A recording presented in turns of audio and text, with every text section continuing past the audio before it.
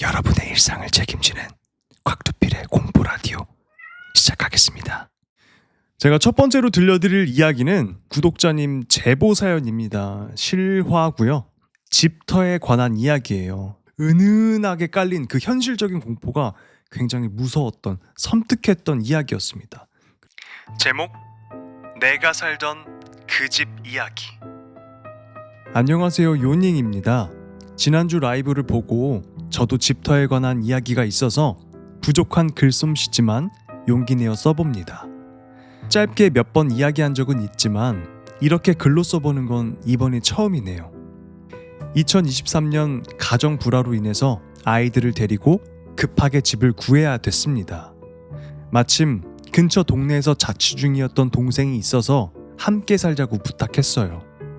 다행히 동생의 계약이 마침 끝나가던 시점이라 흔쾌히 좋다고 해주었고, 그 덕분에 저는 정말 큰 힘이 되어준 동생의 도움으로 이사를 갈 수 있었습니다. 하지만 시간이 촉박했어요. 동생의 계약 만료일이 다가오고 있었고, 저는 불안한 마음으로 이틀 동안 여러 집을 돌아다녔지만 마음에 드는 곳이 없었어요.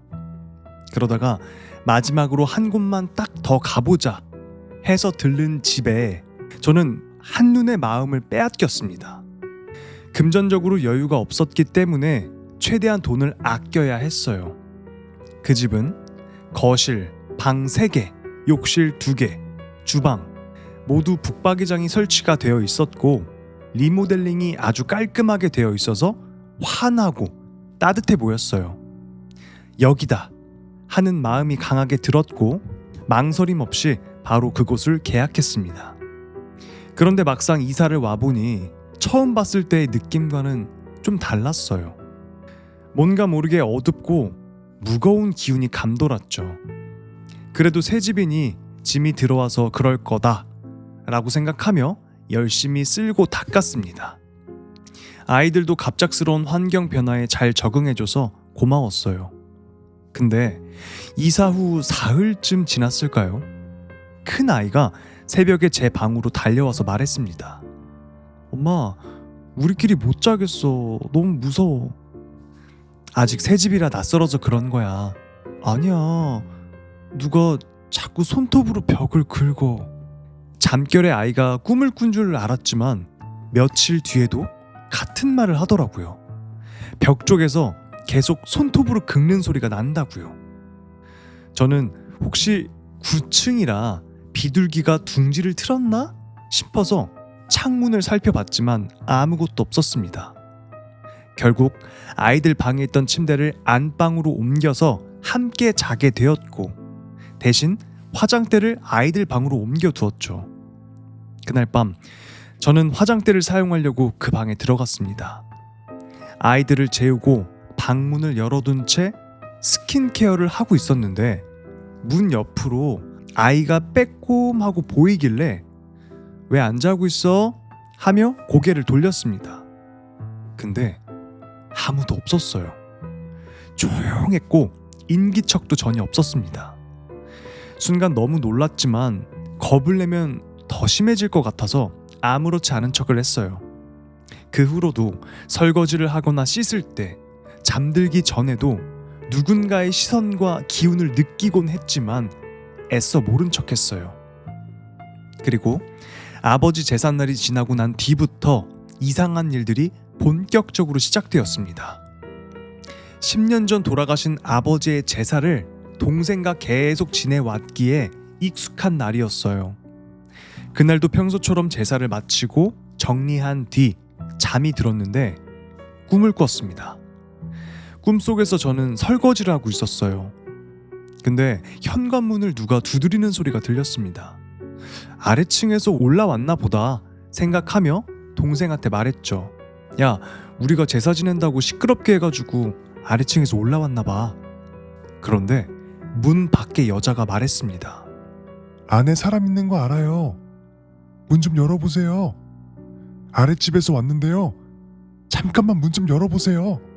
순간 망설이다가 빈손으로 대하기 미안해서 사탕이나 젤리라도 챙겨 드리려고 했어요. 그러다 살짝 문을 열었는데 여자가 웃으며 말했습니다. 아이 생일인가 봐요. 축하드리러 왔어요. 그 말을 듣는 순간 이상한 기분이 들었습니다. 그런데 뒤에 엘리베이터 문이 활짝 열려 있었고 그 안에는 나이도 표정도 제각각인 사람들이 가득 서 있었어요. 그들은 아무 말도 없이 모두 우리 집을 향해 차렷 자세로 서 있었습니다. 엘리베이터 문은 닫히지 않았고 시간도 멈춘 듯 고요했죠. 저는 놀라서 소리를 지르려는 순간 꿈에서 깨어났습니다. 근데 깨어나서 생각해보니 이상했어요. 아빠의 기일이었는데 왜 아이 생일을 축하한다고 했을까요? 그리고 엘리베이터에 그 사람들은 뭐였을까요? 그날의 꿈은 2년이 지난 지금도 또렷이 기억이 납니다. 그 일을 계기로 저는 조금씩 들리고 보이는 것들을 경험하기 시작했습니다. 그날 이후로 저는 일주일에 2-3번씩 가위에 눌리기 시작했어요. 사실 가위는 어릴 때부터 자주 눌렸던 터라 이제는 어느 정도 익숙해졌습니다. 아, 또 시작이네 하며 대수롭지 않게 넘기곤 했죠. 그렇게 1-2달쯤 지났을까요? 어느 날 아이들을 재워두고 설거지를 하고 있었어요. 근데 뒤에서 아이가 엄마! 하고 부르는 거예요. 저는 무심히 왜 앉아? 하면서 고개를 돌렸는데 주방엔 아무도 없었고 안방에 가보니 아이들은 세상 모르게 곤히 자고 있었습니다.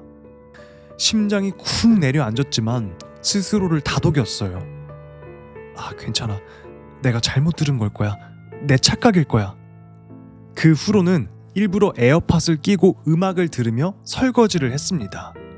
무언가 들려도 모른 척, 들리지 않은 척. 그렇게라도 해야 마음이 덜 무너질 것 같았거든요. 하지만 이상한 일은 그치지 않았습니다. 그때부터 주방에서 접시, 그릇들이 자주 깨졌어요.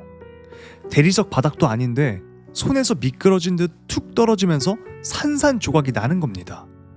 처음엔 내가 피곤해서 그랬겠지, 설거지하다가 미끄러져서 놓쳤겠지, 이유를 붙여가며 넘겼습니다. 그러던 어느 날 밤 11시쯤 아이들을 재워두고 친구와 통화를 하고 있었어요. 한참 수다를 떨고 있었는데 야, 근데 애들 아직도 안 자? 저는 웃으며 대답했죠. 애들 자는데 왜?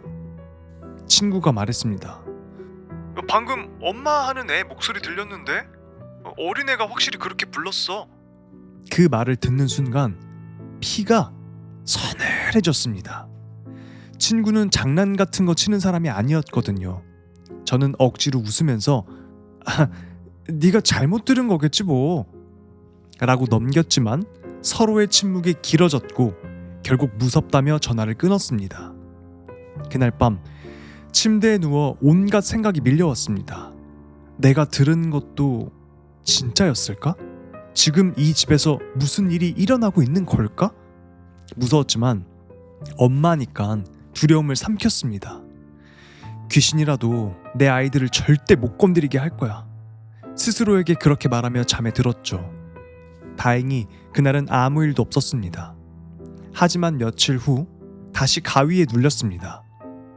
또 시작이네 하며 눈을 감고 무시하려던 순간 귀 바로 옆에서 낯선 웃음소리가 들려왔어요. 엄마? 그 웃음은 분명 아이의 목소리였습니다. 하지만 동시에 아이가 아닌 어떤 다른 존재의 목소리이기도 했습니다. 심장이 쿵 하고 멈추는 듯 했고 그 이후의 기억은 흐릿합니다.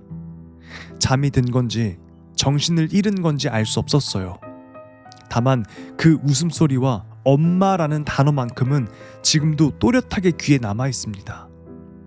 그 이후로도 그 집에서 반복되는 꿈과 가위 눌림, 그리고 작은 일들은 더 있었지만 지금 돌아보면 그 모든 일들은 낯선 공간에서 불안했던 제 마음이 만들어낸 그림자였을까, 아니면 정말 어떤 존재가 있었던 걸까 싶어요. 무서웠지만 그 시간 덕분에 저는 조금 더 단단해졌습니다. 지나고 나니 그저 잘 견뎌낸 날들의 기록일 뿐이네요.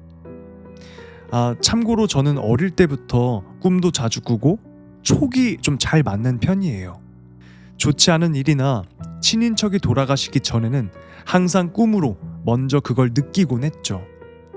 그래서 이런 일들이 낯설지는 않았지만 이번 경험은 그 중에서도 가장 최근 일이라 기억에 선명한 일이었습니다. 라는 이야기였습니다. 요닝님이 제보해 주신 사연이었고요. 정말 실제로 겪으신 일들을 제보해 주신 거예요. 지방령 혹은 귀신이 드나드는 통로에 살고 있다면은 이런 안 좋은 일들, 그리고 정체를 알 수 없는 무언가의 소리가 들리기도 하고, 저는 뺨까지 맞았어요. 물리적으로. 말도 안 된다고 생각하시겠지만 진짜예요. 가위 눌린 상태에서 뺨을 맞았습니다. 저도. 그러니까 한국인들은 모두 신기가 어느 정도 있다고 하잖아요. 근데 이제 그게 좀 더 예민한 사람들이 더 잘 느끼는 것 같아요. 이게 자꾸 내 귀에는 들리고, 그리고 아이들도 벽에서 손톱 긁는 소리가 들린다라고 하는데 얼마나 무서웠겠어요. 귀신 중에서 굉장히 악질인 귀신들이 가족을 흉내내는 귀신들입니다.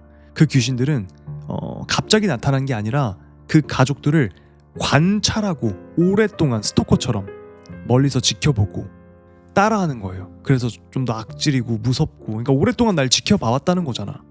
그런 귀신이 집에 있었던 것 같습니다.